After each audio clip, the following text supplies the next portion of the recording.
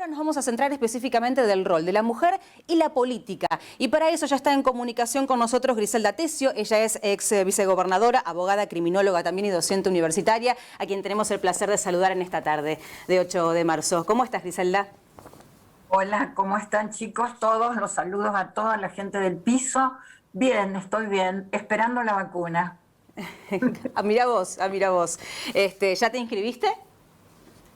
Sí, por supuesto, me tienen que dar el turno, por favor. Claro, todavía falta llegar ahí el turnito por parte del Ministerio de Sí. Salud de la provincia. Bueno, Griselda, en principio, comentanos, si te parece, para comenzar esta charla, por dónde tiene que pasar a tu criterio la reflexión en este particular 8 de marzo, a un año específicamente prácticamente de lo que fue la cuarentena, de lo que fue el aislamiento, la pandemia de coronavirus, esto que de alguna manera visibilizó un montón de cuestiones de género también. ¿Por dónde pasa en este 2021 las reflexiones que tenemos que hacer y que nos tienen que involucrar a todos respecto de las mujeres?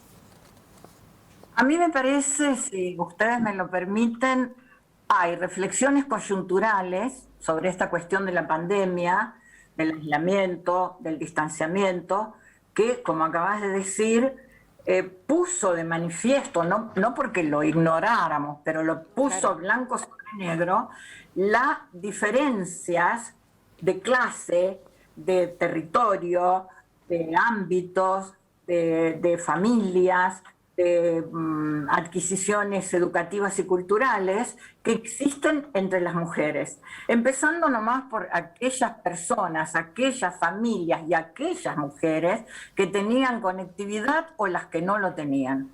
Sabemos que a nivel mundial, las proporcionalidades de pobreza que hay en el mundo y en nuestro país también, las más pobres entre los pobres son las mujeres.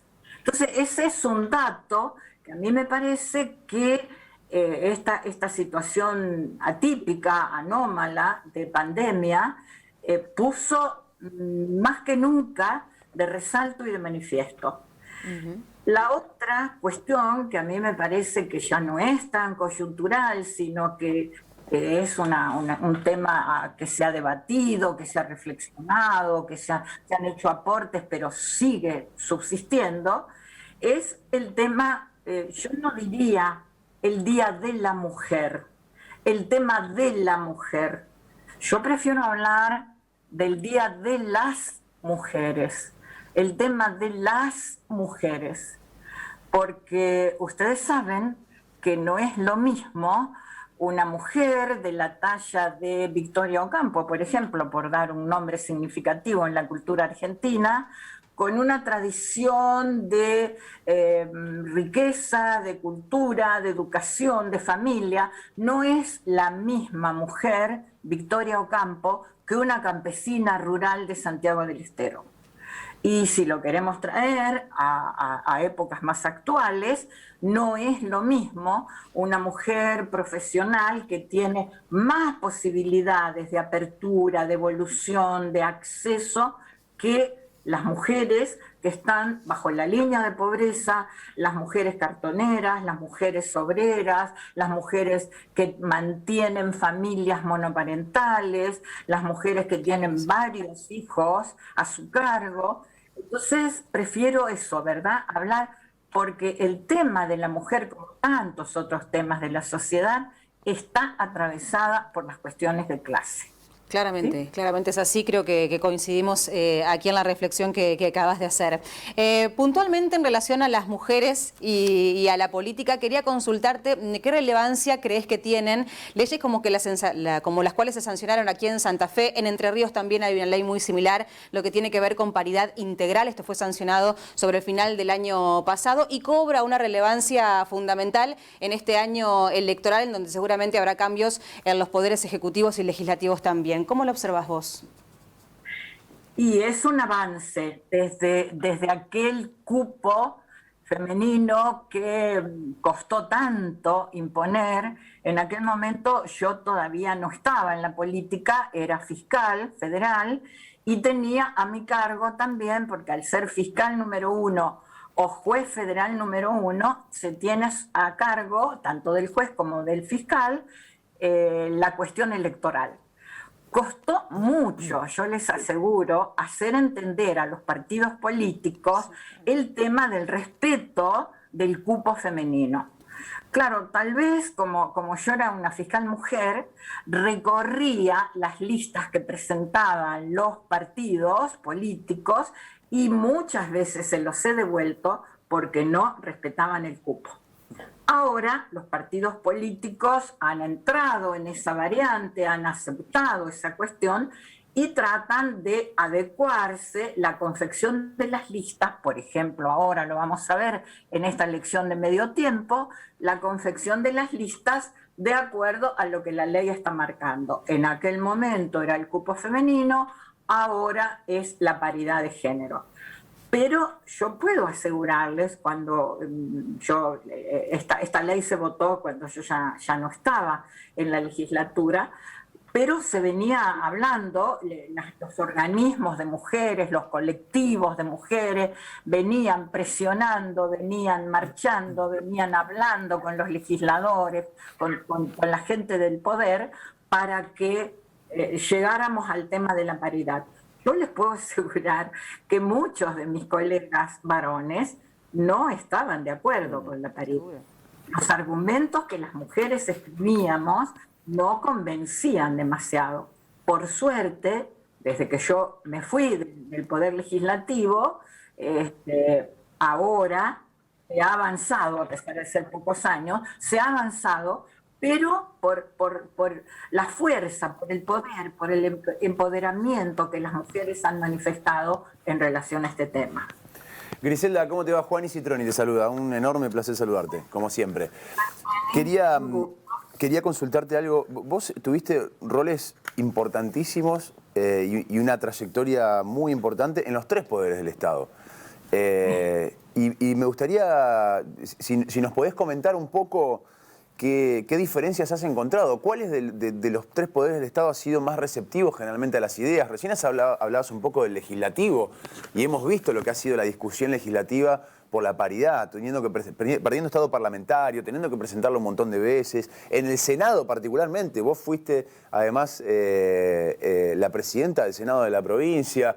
¿En cuál de los 3 poderes del Estado encontraste una mayor reticencia a los cambios que quizá en esos momentos empezaban ya a aflorar y a empujarse un poco más gracias a la lucha del colectivo de mujeres? En el Poder Judicial. Miramos. Lo digo taxativamente. En el Poder Judicial. Fui en el año 85, cuando me designó el doctor Alfonsín, fui la primera fiscal mujer ante los tribunales federales de toda la jurisdicción de Santa Fe, jurisdicción que no abarcaba el territorio provincial solamente, sino que llegaba desde el límite de Santa Fe con el Chaco hasta San Nicolás.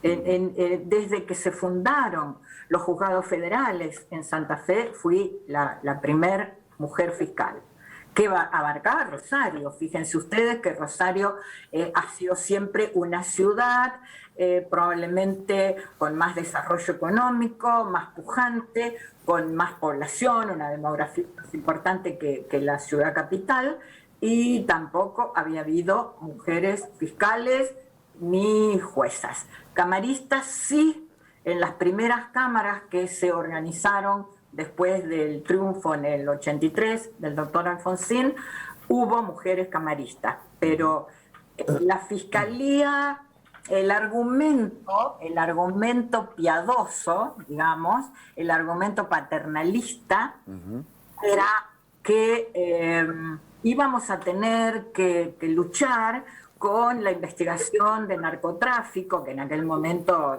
no se asemejaba en nada a lo que vemos hoy en día de narcotráfico, de la misma manera que en la justicia provincial, en la justicia estadual, durante muchísimo tiempo en los juzgados de instrucción no se designaban mujeres, porque también de esa forma paternalista, protectora con muchas comillas, ¿verdad? Pero la idea era esa, proteger la inocencia, podríamos decir, la integridad de las mujeres ¿cómo vamos a nombrar una jueza de instrucción que tiene que lidiar con homicidas, con ladrones, con la policía? No, dejémosla para los tribunales de familia. Ahí sí. Y hoy... Perdón, Juan, y de la misma manera que cuando se establecen las comisiones en el Poder Legislativo, las comisiones de educación y familia se las dejan a las mujeres, pero las comisiones de derechos constitucionales o de acuerdos o de derechos humanos o de economía o de salud pública quedan en manos de los... Te quería preguntar hoy, ¿estás un poco al tanto de cómo van cambiando algunos? Ya no estás más en el Poder Judicial hace bastante, pero de si ha ido cambiando un poco todo eso, de si esta lucha que llevan adelante las mujeres tiene también su impacto en el judicial, o crees que sigue siendo un poder extremadamente machista y reticente a estas cuestiones? En verdad, antes que machista, yo diría el Poder Judicial es el más monárquico de los poderes de las repúblicas. No solamente en la Argentina, en muchos otros países. El Poder Judicial es un poder con resabios monárquicos, porque, digamos, es un poder en algunos aspectos intocables. Probablemente en estos momentos la difusión de los medios de comunicación, las formas que tiene lo bueno y lo malo, ¿verdad? Más media que ha adquirido una sociedad, vivimos en una sociedad mediática, haya horadado algunos bastiones, o está horadando por lo menos, algunos bastiones del Poder Judicial. Pero la que trabajó mucho en la Argentina por ese tema fue Carmen Argibay, cuando ella llegó a ser ministra de la Corte, y ella organizó en la Corte el Observatorio Judicial, y a partir de ahí se certificó, pudimos verificar lo que muchas mujeres dentro del Poder Judicial sabíamos, pero acá lo teníamos con números. Ingresan más mujeres que varones al Poder Judicial, pero llegan hasta el nivel de secretarías.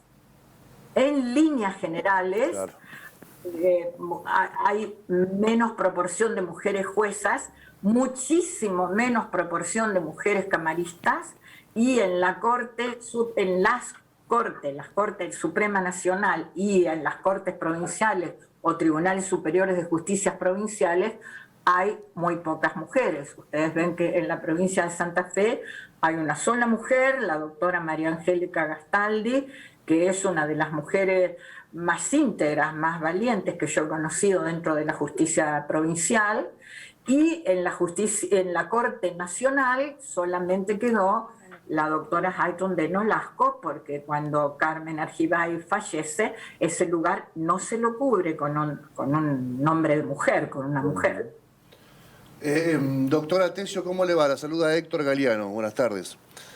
Buenas tardes. Una de las últimas veces que charlamos con usted contó una anécdota de, todavía en dictadura, Alfonsín visitando a su padre Aldo, estando usted presente, y Alfonsín adelantándole a su papá, y usted escuchando ese adelanto, diciendo: voy a investigar a las juntas militares todo lo que hicieron en dictadura. Obviamente el ligamen de Aldo, su papá, con el radicalismo y con Alfonsín era evidente.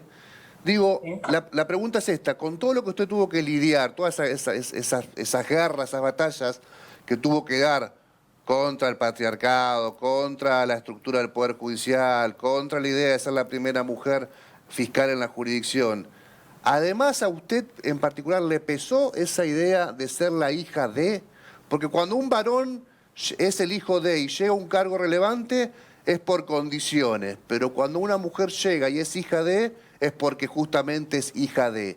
¿Usted lo vivió así? ¿Le pesó en su momento? Yo personalmente no lo viví. Ser la hija de, al contrario, me abrió puertas, pero yo hice mi agenda personal. Por supuesto que cuando llegué a la Justicia Federal no se había, la primer renovación que hubo en los juzgados federales de Santa Fe fue mi designación. Claro. Porque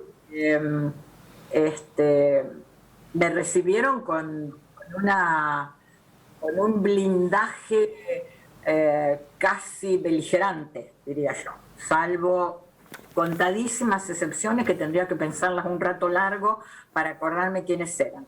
Salvo eso, allí lo que se decía era que cuando mi papá falleciera, que falleció muchos años después, a mí me nombraron en el 85, él fallece en el 2000, a mí se me iba a acabar ese cargo. Lo que no se tuvo en cuenta es que del 85 al 2000, nadie sabía cuándo iba a fallecer mi papá, por supuesto, yo había hecho ya una carrera propia más allá de quien hubiera sido mi padre. O sea, no, a mí personalmente, en el interior mío, ajá, sobre mi desempeño, no me pesó. Por último, por lo menos de mi parte, usted recién comentaba, y es verdad, que vivimos en una sociedad muy mediática, y está estudiado, por otra parte, que solamente la mirada y la noticia desde lo policial, desde lo judicial, no contribuye de ninguna manera a poder cambiar el paradigma que necesitamos para poder ir modificando estas estructuras patriarcales de las cuales usted recién estaba charlando. ¿Qué cree que le hace falta a los medios provinciales, a los medios nacionales, para precisamente tener otro tipo de miradas y de información precisamente a la hora de abordar temas específicos relacionados al género? En los temas específicos relacionados al género, yo creo que los medios han cumplido una función importante. Fíjense ustedes que en la época del gobierno de mi padre, no estamos hablando de 200 años atrás, eran los años 60, o en la época en los 80 que yo empecé esta carrera, había muy pocas periodistas mujeres. Por lo tanto, el tema de género no se hablaba, era inexistente en el campo periodístico. Yo recuerdo, mi padre tenía una costumbre, señor periodista, decía él dirigiéndose a los medios que lo interpelaban o en una conferencia de prensa. Nunca lo escuché decir señora periodista o señorita periodista, porque no las había. Y ahora hay, lo cual no quiere decir que es una tarea cumplida y ahí se llegó. No. Las mujeres tenemos que hacernos a la idea que estamos rindiendo exámenes siempre. Sí. Algunos me podrán preguntar, ¿algún día se va a cambiar esa postura? No lo sé, pero en este momento sí hacemos un paralelismo entre carreras profesionales o entre trayectorias entre varones y mujeres. Las mujeres rendimos exámenes, tenemos que acostumbrarnos a rendir exámenes, siempre. Y eso es algo... Por lo tanto, ¿sí? Eso es algo que también tenemos que ir modificando, ¿no? De a poco. Claro, pero precisamente porque tenemos que convencernos, más allá de si es justo o no es justo, la realidad es esa, el hecho fáctico es ese. Tenemos entonces que estar preparadas para ser las mejores en los exámenes. Doctora, muchísimas gracias. Nos hemos quedado sin tiempo. Ha sido verdaderamente un placer poder charlar con estos temas junto a usted. Hasta una próxima comunicación, hasta una próxima entrevista. Gracias a ustedes, que lo pasen muy bien. Felicidades.